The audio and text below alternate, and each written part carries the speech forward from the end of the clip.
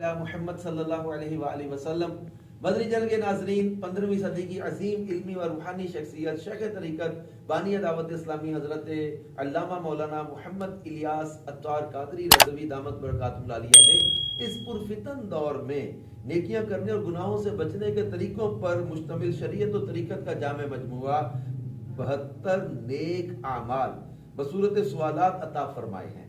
ان کے مطابق عمل کرنے کا طریقہ جو ہے یہ بھی سکھایا جاتا ہے، اور ان میں جو نیک اعمال ہیں ان کی بھی ترغیب ہے، اور اسلامی بہنوں کے لیے 63 ہیں، اسی طرح اسٹوڈنٹس کے لیے الگ ہیں، جیل خانہ جات کے قیدیوں کے لیے الگ ہیں، گونگے بہروں کے لیے الگ ہیں سوالات۔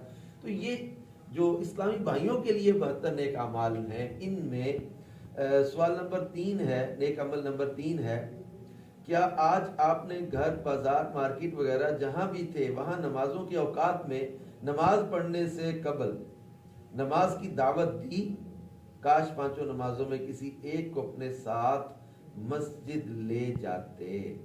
میرے پیارے پیارے اسلامی بھائیوں، نمازوں کے اوقات میں نماز پڑھنے کی دعوت دینا اور نماز کے لیے کسی کو ساتھ لے جانا، یہ اتنی بڑی نیکی کی دعوت ہے۔ نماز اہم ترین فرض ہے، اور نماز اندھیری قبر کا چراغ ہے، نماز مومن کی معراج ہے، نماز برہان ہے، دلیل ہے، اور نمازی کو رسول پاک صلی اللہ علیہ وسلم کی شفاعت نصیب ہوگی۔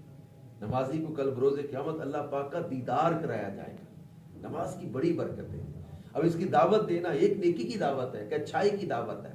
ایک بار حضرت موسیٰ کلیم اللہ علی نبینا علیہ الصلوۃ والسلام نے بارگاہ خداوندی میں عرض کی، یا اللہ عز و جل، جو اپنے بھائی کو نیکی کا حکم کرے اور برائی سے روکے اس کی جزا کیا ہے؟ اللہ پاک نے ارشاد فرمایا، میں اس کے ہر کلمے کے بدلے 1 سال کی عبادت کا ثواب لکھتا ہوں، اور اسے جہنم کی سزا دینے میں مجھے حیات دی ہے۔ اندازہ کریں، کسی کو نیکی کی طرف رغبت دلانا، نیکی کی دعوت دینا، برائی سے منع کرنا۔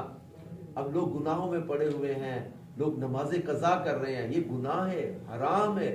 نماز قضا کرنا گناہ کبیرہ ہے، نماز قضا کر دینا گناہ کبیرہ ہے۔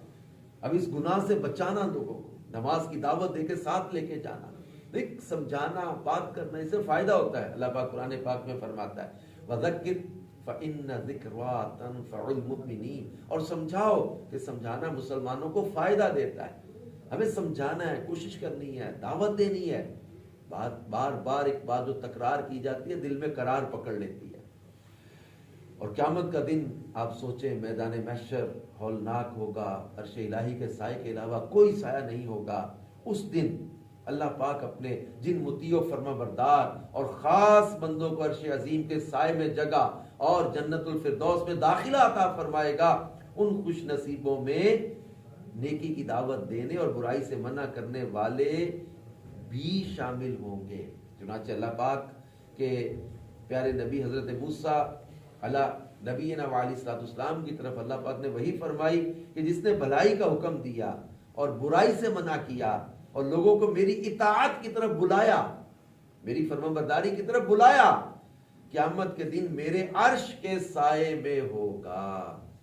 میرے پیارے پیارے اسلامی بھائیوں، اس نیک عمل پر بھی جو ہے وہ عمل پیرا ہوتے ہوئے، اس نیک عمل کا جائزہ لیتے ہوئے، اس نیک عمل کو پورا کرتے ہوئے جو ہے وہ ہم بھی ہمت کریں، اور جو ہے وہ نماز کے اوقات میں آفس میں ہیں، مارکیٹ میں ہیں، دکان پہ ہیں، تو دعوت بھی دیں اور کوشش کر کے ساتھ نماز کے لیے لوگوں کو لے کر چلیں۔ انشاءاللہ الکریم اس سے ہماری مسجدیں آباد ہوں گی، مسجدوں میں رونق بڑھے گی۔ مسجدیں آباد کرنے کی فضیلت الگ سے ہے، جو مسجد میں جو ہے وہ آنے جانے جن کا لگا رہتا ہے ان کی فضیلت الگ سے ہے، جن کا دل مسجد میں لگا رہتا ہے ان کی فضیلت ہے۔ تو نماز جیسی پیاری عبادت کے لیے لوگوں کو دعوت دینا اور ان کو نماز سے قضا کرنے سے بچانا بہت بڑی نیکی ہے۔ ہمت کیجئے اور اس نیک عمل کو بجا لاتے ہوئے نماز کی اہمیت اور نماز کی دعوت کو جو ہے وہ عام کرتے رہیے۔ اللہ پاک ہمیں عمل کی توفیق عطا فرمائے۔